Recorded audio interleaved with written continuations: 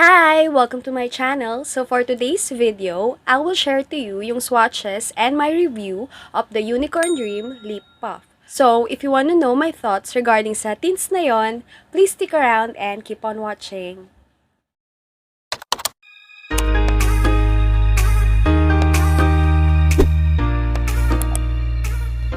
Ayan, so to be honest, yung item na to is parang 3 months na nasa akin. Last October pa to na-receive ko. And sobrang naging busy lang ako kaya hindi ko siya ma-film. So in the span of 3 months na yon, definitely nagamit ko na siya. Nagamit ko na siya sa duty or kung saan man. Kaya ma-share ko na sa inyo yung full na review ko sa kanya. So first is pakita ko lang yung mismong lip tint. So yung packaging nila, like yung mga iba nilang lip tints, meron silang individual na seal or plastic. Ayan. So, super secured yung tint. Ito siya. Yung cup niya is parang gold na cup. And then, meron lang ditong parang label. So, nakalagay dyan sa taas, Unicorn Dream. Then, sa middle, yung lip puff. Then, powder matte lip cream. Tapos, yung net weight niya is 3 ml. And then, dito, nakalagay lang yung ingredients. And meron sila dito, yung parang sa pang-expiration date. So, this is good for 12 months. And yung shade niya is makikita mo, ayan, nandyan sa may pinaka-cup niya sa taas. Aside dun sa shade niya, here. Ayan. So, very fancy, very cute lang. Katulad ng ibang mga packaging ng lip tints nila. So, ayan, parang pa-polka dots na yan. First time ko itong nakita, way back, October nga, sobrang na-excite ako kasi nakita ko na powder matte lip cream. So, doon nila ako nakakuha sa powder matte plus yung matagal ko na hinahanap sa formula na yon, yung kanilang applicator, which is, ayan, meron silang doe foot applicator. So, hindi na siya yung katulad nung mga nagsilabasa na powder tints na nasa roller. For the shade selection, so as of the moment, meron silang 5 shades. So, nandito sa akin yung 5. Pero, I think they're gonna release another 5 na new shades, which is sobrang excited din ako doon. So, sa ngayon, ang ipapakita ko lang is yung pinakaunang shades na nilabas nila, which is more on nudes, browns, and very autumn, yung mga shades nila. So, without further ado, proceed na tayo sa swatches.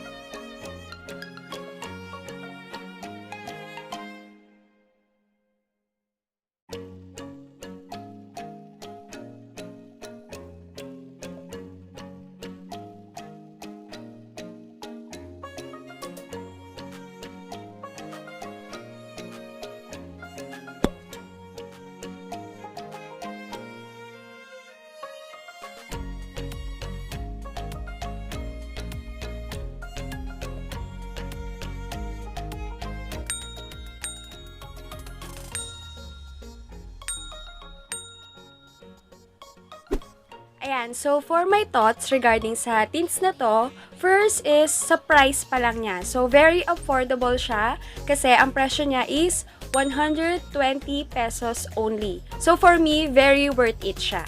Ia-align ko yung parang pinaka-thoughts ko dun sa claims nila. So first is, kiniklaim nila na the product is intensely pigmented. So 100% super check, very pigmented talaga yung tints nila. Medyo swinipe ko lang siya ng todo para mas mapakita ko sa inyo yung full lip na color niya. Pero kung sa daily lang na application, yung normal na application, onting dot lang and then spread mo na siya sa lips mo, okay na. Mako-cover niya na yung lips mo. Dries to a complete powder matte finish.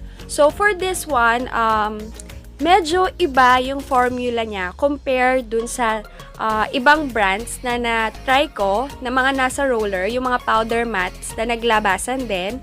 Ito, medyo creamy siya compared doon. Sa experience ko, hindi siya nagmamat agad. Like, parang after a few seconds, matte na siya agad. This one, it takes time before siya mag-set completely sa lips mo. So, for the next na claim nila, which is smudge proof, since hindi nga siya nagsiset agad-agad, hindi siya smudge proof agad-agad after application. So, kailangan pa maghintay ng ilang minutes. So, actually, minsan parang more than 30 minutes, medyo may onting cream pa siya eh. Mararamdaman mo pa eh. Kasi ako, sa work ko, lagi ko siyang ginagamit. Nagmamask ako. So, naka-lipstick ako and then maglalagay ako ng mask. And then, pag tatanggalin ko yung mask ko, meron pa rin akong nakikita na medyo nag-i-stain pa siya sa mask ko mismo. So, hindi siya 100% smudge proof or transfer proof. Next na claim nila is long lasting. So, for this one, okay naman ako. Naglalast naman siya throughout the whole shift. Kaya lang, since hindi nga siya 100% transfer proof, hindi rin siya food proof. Kumbaga, pag kumain ka, actually halos lahat naman eh. Katulad ng ibang mga tints o powder tints na na-try ko na, once kumain, talagang nag-fade siya. Pero for this one, nag-iiwan naman siya ng stain na okay din naman. Maganda naman yung stain na iniiwan. Hindi siya yung parang buo-buo na stain na ang pangit tignan. Pagka nire-apply mo siya, since para sa akin, sobrang okay yung formula niya. Hindi siya nagbubuo-buo or hindi siya yung parang nagka-crack sa lips, nagiging patchy. Kasi usually yun yung problem sa mga matte lip tints or matte lipstick in general. So, pagka nag-try ka na mag-reapply, parang nagbubuo-buo na siya. For this one, hindi naging problem yung reapplication.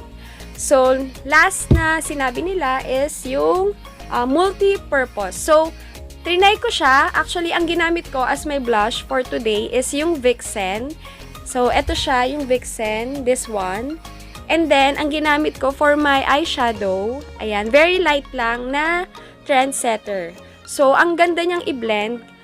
Since hindi nga siya, for me hindi siya nagsiset agad-agad. So, mas may chance ka pa na i-blend siya ng maganda. Ayan, hindi siya yung kunyari pag in-apply mo ng ganun, wala ka ng chance i-blend kasi ayun na siya, nagbuo na. This one, very nice siyang i-blend. Fairness, kahit powder matte siya na formula, blendable pa rin siya.